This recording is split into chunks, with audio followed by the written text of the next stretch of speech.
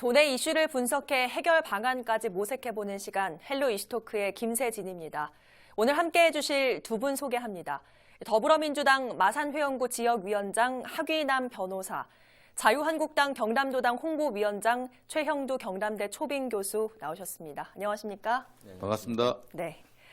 자, 먼저 지역의 이슈를 간단히 짚어보는 이슈 짚어보기로 시작하겠습니다.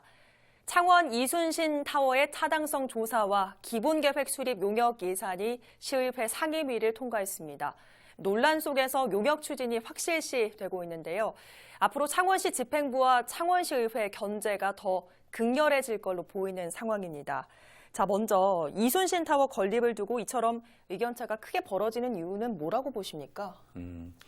이해 아직 부족이라고 생각하는데요. 네. 이게 보면 우리 도심에 아주 스토리가 아주 좋은 랜드마크를 짓고자 하는 시장의 어떤 의지와 또 이순신이라는 그 스토리텔링을 과연 우리가 독점하는 것이 맞는가에 대한 좀 머쓱함을 가진 네. 의회의 분쟁인데요. 저는 뭐 상당히 긍정적으로 보고 있습니다. 왜냐하면 이 규모를 보면 이게 높이 100m에 200억 예산을 들여서 이순신 타워잖아요. 브라질에 가면 리우데자네이루에 있는 예수상이 38m인데 네. 그에 비하면 그보다 규모도 훨씬 크거든요.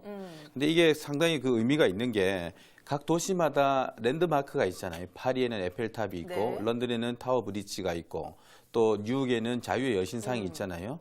사실 우리 창원을 놓고 보면 누구가 온다 할 때 딱히 네. 보여줄 게 없지 않습니까? 그런 랜드마크를 고민하는 중에 이순신이라는 좋은 소재의 자료가 이제 발견한 거죠. 네. 사실 이순신은 우리 국민 모두가 다 공감하는 다 내가 이순신 같은 그런 마음을 가진 것이고 네. 누구 하나의 도시가 독점하기는 참 어렵지만 네. 우리 창원 같은 경우는 임진왜란 그 해전 중에 9곳이 여기서 벌어졌단 말이에요. 그래서 상당히 의미가 있고 또 해군 사관학교도 있고 네. 이제 바다에 들어오는 입구에서 거제 그 해전 장소도 바라볼 수 있는 상당히 좋은 것이라고 보고 있고 네. 또 지금은 이제 그 200억을 들여서 어떻게 보면 그런 무슨 대형 인공 사업이 어떤 의미를 가질 수 있겠나 이렇게 비판하는 분도 있지만 나중에 세월이 흐른 뒤에 이 창원을 오가는 사람들이 벚꽃을 보러 왔다가 네. 이순신 타워에 한번 올라가서 그리고 마창대교를 건너서 로봇랜드를 구경하고 가는 어떤 관광의 삼각벨트도 형성될 수 있기 때문에 저는 상당히 가성비가 뛰어나다고 생각하고 있고 200억 예산이지만 우리가 진주에 학생안전체험교육관 짓는데 238억이 들었거든요. 네. 그거에 비해 놓고 보면 그렇게 큰 비용은 아니거든요. 창원시 3조 예산에 놓고 보면. 근데 이제 훗날 세대를 뛰어넘어서 많은 관광의 어떤 발걸음이 이어질 때 저는 평가가 달라질 수 있다고 보고 네. 뭐 환경훼손이나 비행 고도의 문제 이런 것들은 얼마든지 협의로 저는 가능하다고 보고 있습니다. 그래서 저는 이 파고를 설득과 이해 과정을 잘 넘어가면 상당히 의미 있는 프로젝트가 나올 것이다. 저는 그렇게 생각하고 있습니다. 예, 어쨌든 지금까지는 지역민의 반대 여론도 있는 만큼 창원시는 이런 부분도 간과해서는 안 될 텐데 자, 앞으로 시가 이순신 타워 건립을 추진하며 신경 써야 될 사안들 어떤 게 있을까요? 네, 이게 뭐 제일 높은 탑을 만들겠다. 또 이순신 장군 참 자랑스러운 우리나라를 지킨 자랑스러운 분 아니겠습니까? 그래서 세종로에도 이제 이순신 장군 동상이 있는데 그 여러 가지 지지가 좋고 또 진해가 사실은 이순신 장군의 동상이 가장 먼저 세워진 곳입니다. 부군광장에. 그런 의미가 있겠는데 문제는 이제 200m짜리 높이죠. 이순신 장군이 그곳이 세워졌을 때 그게 과연 기대했던 만큼 큰 그런 감흥이 있을 것인가 이런 문제를 좀 잘 시뮬레이션 해봐야 될 것 같습니다. 네. 그게 큰 이제 랜드마크가 돼야 될 텐데 과연 랜드마크가 될 수 있을 것인지. 근데 이제 우리가 뉴욕의 자유의 신상을 이야기하지 않습니까? 네. 이 자유의 신상은 이게 바다 위에 그 섬에 서 있습니다. 그래서 옛날에 유럽 이민자들이 이제 들어올 때 거기서 입국 심사를 받는 이제 그런 장소고 해서 그게 다 기억에 남는 거고 배 높이에서 보이니까 기억에 남는 것인데 산에 있는 산 정상에 있는 이것이 바다에서 얼마나 잘 보일지 또 비행기에서는 얼마나 인상적으로 보일지 그게 과연 기대대로 그럴지가 사실은 좀 의구심이 있습니다. 대신에 무슨 그런 그 시뮬레이션을 해봐야 될 텐데 근데 꼭 동상이 아니더라도 요즘 같으면 홀로그램이라든가 이런 방식으로 또 만들 수도 있을 것이거든요. 그리고 다만 이제 이순신을 주제로 한 좀 테마를 뭐 진해야말로 정말 이순신의 도시 아니겠습니까? 이순신 리더십 센터도 있고요. 그렇게 대군의 도시이기도 하고 해서 그런 테마를 만들어 가야 되는데 이게 그 200m 동상이라는 그 하나의 고정관념에 잡혀서 네. 그런 어떤 랜드마크를 만드는데 좀 다양한 어떤 시뮬레이션과 실제 효과 측면을 좀 자세히 분석해 봐야 될 것 같습니다. 예, 정말 창원시가 시민들의 우려 충분히 감안해서 객관적이고 중립적으로 좀 추진을 해줬으면 좋겠습니다. 이어서 본 주제로 들어가 보겠습니다. 경남도가 내년 살림살이를 위해 지난해에 이어서 또 한 번 지방채 발행을 예고했습니다. 김경수 도지사 취임 이후 도는 역대 유례없는 정부 공모사업과 국비를 따냈지만 2,600억 원 규모의 큰 빚을 내야 한다는 소식에 도민들은 의아해하고 있는데요. 오늘 헬로 이슈토크에서 그 자세한 내용 풀어보겠습니다. 자, 제가 알기로는 올해 지방채가 1,000억 원이었습니다. 2,600억이면 규모가 많이 커진 건데 내년도 살림살이를 위해선 그만큼 빚을 내야 한다는 얘기죠. 네, 그렇습니다. 이게 이제 세입은 악화되고 있고 경남 경제가 굉장히 안 좋습니다. 네. 특히 부동산 거래, 지방세 대부분은 부동산 거래에서 상당히 많은 세수가 들어오는데 지금 뭐 마산, 창원을 비롯해서 경남 전체 부동산 사정이 아주 안 좋죠. 네. 거기다가 지금 산업위기 지역, 고용위기 지역이다 보니까 이 세수가 아주 부족합니다. 부족한 반면에 뭐 정부라든가 또 경남도로서는 계획했던 이런 예산 사업이 있기 때문에 그 예산 사업을 이제 뒷받침하기 위한 것인데 네. 이 논란은 이게 적재적소로 과연 정말 정확하게 써야 될 예산인지 이게 지금 현재 빚을 내면은요 그 빚의 부담은 사실 다음 세대로 넘어갑니다. 네. 예, 그래서 외국에서도 지금 특히 정부 같은 경우는 중앙정부의 경우는 국회라든가 전문가들이 해서 예산 규모가 크기도 하지만 굉장히 꼼꼼하게 따져봅니다. 그런데 네. 지방재정의 경우는 통상 지방의회와 또 지방자치단체장이 어떤 특정한 의제에 사로잡혀가지고 하다 보면은 문제를 일으켰던 곳이 많습니다. 네. 그런데 선진국, 미국, 일본에서도 이것 때문에 지방자치단체가 이런 과도한 빚이 이제 계속 남아가지고 파산한 곳도 있습니다. 네. 디트로이트시도 그랬고 일본의 또 유바리시라는 곳도 그랬는데 지금 당장 경남이 그런 걸 걱정해야 될 상황은 아니지만 왜냐하면은 지난 도지사가 욕 먹어가면서 사실은 부채 제로를 만들어 놓은 맞습니다. 상황이 있습니다. 그래서 지방 재정의 건전성에서 부채를 좀 이렇게 낼 수 있는 여지가 생긴 셈이지만 이렇게 작년에 1,000억 내고 네. 올해 또 2,600억 내고 이렇게 자꾸 부채를 키워 나가면 이 부담이 고스란히 도민들에게 돌아오게 될 것이라는 점을 아주 우리가 좀 주의 있게 봐야 될 것 같습니다. 예. 그러면 이 정도로 빚을 내야 할 이유에 대해서 도는 어떻게 설명하고 있습니까? 예, 완전히 상황이 다른 겁니다. 밑빠진 독 같은 그냥 한없이 들어간 돈 같으면 문제가 되겠지만 네. 이것은 마중물 같은 겁니다. 네. 더 벌기 위해서 당장에 좀 더 내야 되는 거죠. 마치 새 직장에 출근하기 위해서 양복을 하나 사 입는 거하고 똑같은 건데 네. 지금 이제 우리가 새롭게 해야 될 사업의 신규 수요가 한 6,900억 정도가 필요합니다. 네. 근데 문제는 이게 5,500억이 국가에서 지원해 주는 거거든요.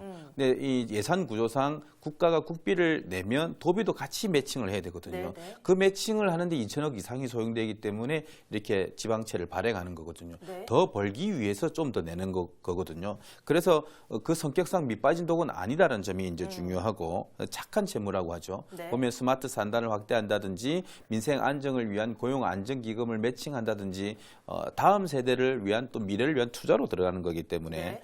그렇지만 이것들을 지방채를 발행하지 않고도 매칭할 수 있었으면 제일 좋은 거 아니겠습니까? 네. 아까 교수님께서 말씀하셨듯이 우리 지역에 지금 이제 부동산 침체가 오니까 취득세가 상당히 많이 줄었어요. 네. 이 취득세 준 부분이 저에게 뼈가 아픈 부분이고 앞으로는 이제 뭐 긴축 재정 구조도 좀 줄여야 되겠죠. 다른 불료 불급한 데는 좀 줄여가면서 이렇게 맞춰야 되겠지만 네. 지방채 발행 그 자체만을 놓고 밑빠진 독이 혹시 빚만 내는 거 아니냐는 전혀 다른 문제입니다. 왜냐하면 5천억을 땡겨오기 위해서 내 돈 2천억을 맞춰야 되는 거니까요. 네. 그래서 저는 뭐 이번 그 지방 재정의 이 지방채 발행은 미래를 위한 투자다 저는 그렇게 보고 있습니다. 예, 정말 이번 지방채 발행을 두고 바라보는 시각이 엇갈리고 있는데 자, 지난 17일에 자유한국당 경남도당은 논평에서 비판의 목소리를 좀 냈습니다. 빚을 낼 정도면 씀씀이를 줄이라. 그런 따끔한 일침이었죠. 네, 그렇습니다. 이건 뭐 도민들 생각도 마찬가지일 겁니다. 도의회에서도 이런 의견이 많을 테고요. 이 지금 집행부 도지사와 이 도청에서 또 각 시군 자치단체에서 이렇게 돈을 쓰는 거 지금 당장 쓰면 좋겠지만 그 빚이 고스란히 아까 말씀드렸다시피 도민들에게 부담으로 남는 것이거든요. 그리고 어떻게 보자면 우리 또 후세대에 남는 것이기도 하고 그래서 그럴 경우에 당연히 이게 모든 가게도 그렇고 모든 회사도 그렇고 적자가 나지 않도록 하는 게 중요합니다. 우리 가게도 수입이 줄면은 지출을 줄이지 않습니까? 그러면은 우리 지출을 정말 꼼꼼하게 따져봐야 될 것이고 정말 그냥 이게 또 내년에 또 선거가 있습니다. 선거가 있다 보니까 지금 민주당과 여당에서 또 민주당 또 자치정부에서 이 선심성 예산이 막 들어가는 거 아니냐라는 의구심도 또 있습니다. 이번에 또 뭐 정부 예산도 엄청나게 슈퍼 예산이라고 하지 않습니까? 그래서 그게 중앙정부에서도 지금 국회에서 꼼꼼히 따져지고 있겠지만은 도의회에서 이 문제를 아주 꼼꼼히 따져야 됩니다. 그래서 도의회가 정말 의회의 기본은 살림을 챙기는 것이거든요. 과다한 지출은 줄이고 불효불급한 것이 없는지 또 경상경비 불필요한 경상경비는 없는지 이런 것들을 줄이고 또 지금 보면은 근데 이런 겁니다. 중앙정부가 77조나 지난 3년간 일자리 사업을 예산을 썼는데 일자리 효과가 없습니다. 지난 8월 달에 이제 40만 명이라는 이런 일자리 증가가 생겼다는데 알고 보니까 86%가 60세 이상 노인 일자리였습니다. 물론 노인 일자리도 필요하지만 정작 중요한 30대, 40대 허리라든가 또는 20대 청년의 일자리라든가 꿈이라든가 이런 게 중요할 텐데 자, 지금 정부가 쓰고 있는 예산 또 이 정부 축소판인 이 경남도에서 쓰고 있는 예산이 과연 그런 오류를 되풀이하고 있는 것은 아닌지 돈을 막 쓴다고 좋은 일이 아닙니다. 돈을 잘 써야죠. 돈을 아껴 쓰고 꼼꼼히 써야 됩니다. 그런 의미에서 이제 경남도당에서 특히 이제 지방채 발행을 이게 총선을 앞두고 정부와 여당이 선심성 공약을 위한 부당한 지출이 있는 것 아니냐 이걸 꼼꼼히 따져야 할 것이다라고 이렇게 지적했습니다. 예. 자, 그럼 확인한 변호사 입장에서는 자유한국당의 비판 어떻게 들으셨습니까? 뭐 그럴 수 있다고 생각하지만 기본적으로는 저는 단견이라고 생각합니다. 왜냐하면 날이 추울 때는 웅크리는 것보다는 난로를 켜거나 지붕을 튼튼히 하는 것이 훨씬 더 중요하거든요. 지금 우리가 당장 채무를 줄인다고 해서 0을 만든다고 해서 우리의 그 미래가 담보되는 것은 아니거든요. 지금 이 빚의 규모를 보면 5천억의 중앙자금이 지원될 때 2천억의 지방채를 발행해서 약 7천억 규모의 민간의 투자가 되는 거잖아요. 그럼 당장 빚은 2천억이지만 민간의 연관된 투자와 경제 유발 효과는 1조가 이상이 되는 것이고 안 그래도 움츠러진 경남 경기에 온기를 불어넣을 수 있는 기회가 되는 것인데 그 2천억 쓰지 말자고 해서 5천억도 안 받고 움츠리게 되면 다음 미래는 뭘로 보장하겠습니까? 그런 측면에서 놓고 본다면 꼭 그런 어떤 빚을 줄여라라는 그런 단견에만 머물 것은 아니라고 생각하고 우리 농사로 예를 들면 아무리 배가 고파도 아무리 흉년이 들어도 씨감자는 먹지 않지 않습니까? 다음 미래를 대비해 둬야 되니까 저는 그런 개념으로 이해했으면 좋겠습니다. 예. 어쨌든 착한 빚이라도 빚은 빚입니다. 도민 시각에서 볼 때는 대형 국책 사업도 따내고 또 고용 위기 지역으로 지정도 되지 않았습니까? 근데 왜 이렇게 돈이 없느냐 하는 부분인데 어떻게 보십니까? 이게 경남도가 이제 누적되어 온 이런 여러 문제가 있겠죠. 여러 문제가 있겠고 특히 이제 경남도 부동산 경기 또 경제 성장률이 전국 평균보다 훨씬 낮습니다. 경남이 지금 이건 뭐 조선산업이라든가 그런 구조적인 문제도 있겠고요. 또 하나의 문제는 이제 그 우리 경남이 발전 산업의 대한민국 발전 산업의 중심입니다. 말하자면 두산중공업과 약 300개 되는 창원 이런 김해까지 이어지는 그 발전 산업 협력업체들 이런 협력업체들이 있는데 지금 뭔가 이런 것 같습니다. 스마트 산단을 하려고 하는데 스마트 산단이라는 게 되게 기계공업 관련들이 많습니다. 이게 자동화가 돼야 되는 사람들이 많으니까. 그런데 정작 이 스마트 산단에 스마트 공장에 기계를 돌리기 위해서는 수주가 있어야 됩니다. 그런데 지금 정부는 이 그 경남 산업에서 가장 경쟁력이 높고 또 잘 나가고 있는 발전 산업을 수주 중단 사태를 만들었습니다. 그게 이제 탈원전 급격한 탈원전 때문에 신한울 3, 4, 5기가 예정되어 있다 중단되어 버리거든요. 이것 때문에 지금 이제 경남의 발전 산업들, 두산중공업과 또 300여 개의 협력업체들 그리고 또 이어지는 협력업체들이 수주 절벽을 경험하고 있습니다. 이게 이제 경제 파급적 회복되는 효과가 큰 것이죠. 그래서 GRDP의 창원시정연구원의 연구 결과에 있습니다. GRDP, 즉 지역 내 총생산, 창원의 지역 내 총생산의 5%가 이로 인해서 타격을 받을 것이다라고 이제 예상하고 있습니다. 때문에 최근에 이제 허성무 창원시장도 창원시 의회 또 창원시 상공회에서의 오랜 이런 여망을 받아들여서 중앙정부의 신한원을 3, 4호기에 대해서는 재검토를 요청한 것으로 알고 있습니다. 그런 노력이 필요한데 지금 경남도도 김경수 지사 역시도 이 문제에 대해서 당장 경남이 잘하고 있던 것, 잘할 수 있던 것을 더 잘할 수 있도록 해줘야 되는데 그걸 막아가지고 가뜩이나 어려운 지역 경제 산업을 더 어렵게 한 건 점이 없지 않느냐 이런 것들이 우리 경남 경제 성장률의 저하로 나타났고 네. 그것들이 또 세수 여기 부동산까지 겹치면서 세수 부족 사태를 빚었기 때문에 이런 이제 구조적인 것들을 좀 잘 좀 보고서 네. 당장 할 수 있는 거 우리가 더 발전시키고 우리가 잘하는 것들을 더 키우는 그런 좀 정책의 획기적 전환이 좀 있었으면 좋겠습니다. 자, 앞서 이런 경제 상황을 벗어나기 위해서 지금 필요한 빚이다라는 말씀을 해주셨는데 그러면 이 대형 국책 사업의 사업의 규모를 좀 줄이는 게 어떤지 이런 부분도 고민이 필요할 것 같거든요. 도에서는 어떤 방안들을 좀 내놔야겠습니까? 그 이제 이게 생각의 차이가 분명히 존재하는데요. 네. 경제, 경기, 결국 돈이잖아요. 돈은 쓸수록 더 돈이 딸려오는 것이고 네. 돈은 풀수록 또 다시 벌려오는 거거든요. 그렇게 치면 아까 뭐 교수님께서 원전 얘기하셨지만 우리 경남 경제가 원전 하나 때문에 이렇게 되거나 원전 하나 때문에 다시 일어나는 그런 구조가 아니에요. 네. 우리가 지금 8개 광역지자체 중에 보면 그 순위가 있거든요. GDP 순위가 경기도가 414조 그리고 서울이 372조 3위가 충남 124조인데 우리 경남이 108조로 4위예요. 경북보다 높아요. 이 정도의 경제 규모를 갖고 있는 우리가 원전 하나 때문에 흔들리는 건 아닙니다. 지금 이렇게 좀 약간 이 침체된 이 경제 경기에 우리가 국가로부터 재정 지원까지 받아가면서 일어설 이때에는 조속하게 예정된 국책 사업을 빨리 시행을 하는 겁니다. 네. 그게 약 10조이기 때문에 10조가 민간에 이렇게 사업이 집행이 되게 되면 약 그 2배에 해당되는 민간 투자 유발 효과가 나타나거든요. 네. 그렇게 되면 경기가 순환되면서 수입이 얻어지게 되고 다시 부동산 활성화되면서 취득세 수입이 다시 감소되는 거거든요. 네. 당장 2천억의 지방채를 발행했을지라도 한 1년, 2년, 3년 뒤에는 그것이 다시 그대로 돌아오는 거거든요. 네. 그 돌아오는 그 과정 속에서 민간의 경제가 돌아가는 거란 말이에요. 그런 측면에서 놓고 본다면 지금 계획된 이 민생 회복을 위한 착한 빚이라 할 수 있는 이 부분에 대해서는 빨리 국책 사업을 좀 빨리 실행할 수 있는 것과 연계를 해가지고 경제 개발에 또 경제 박차의 밑거름이 돼야 된다고 봅니다.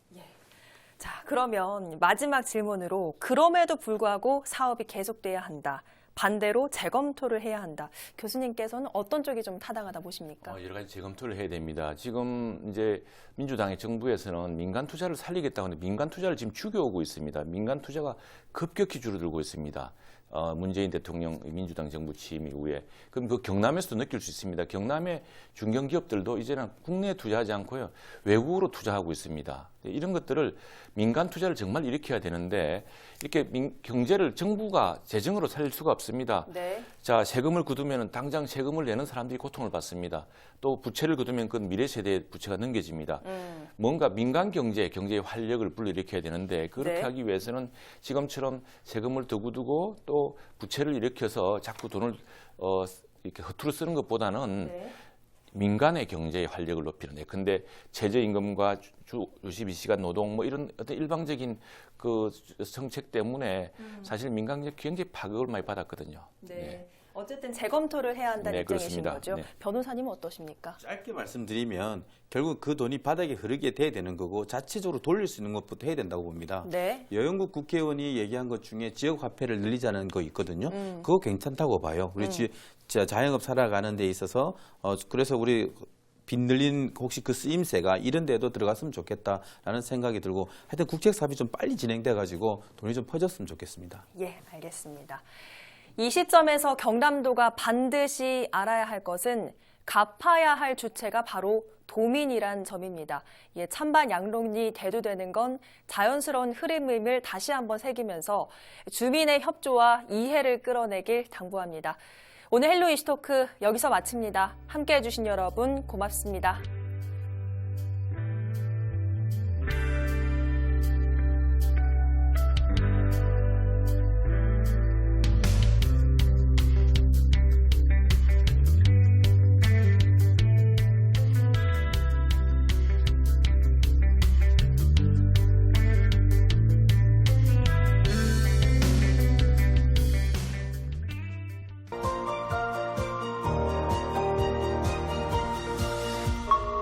CJ 헬로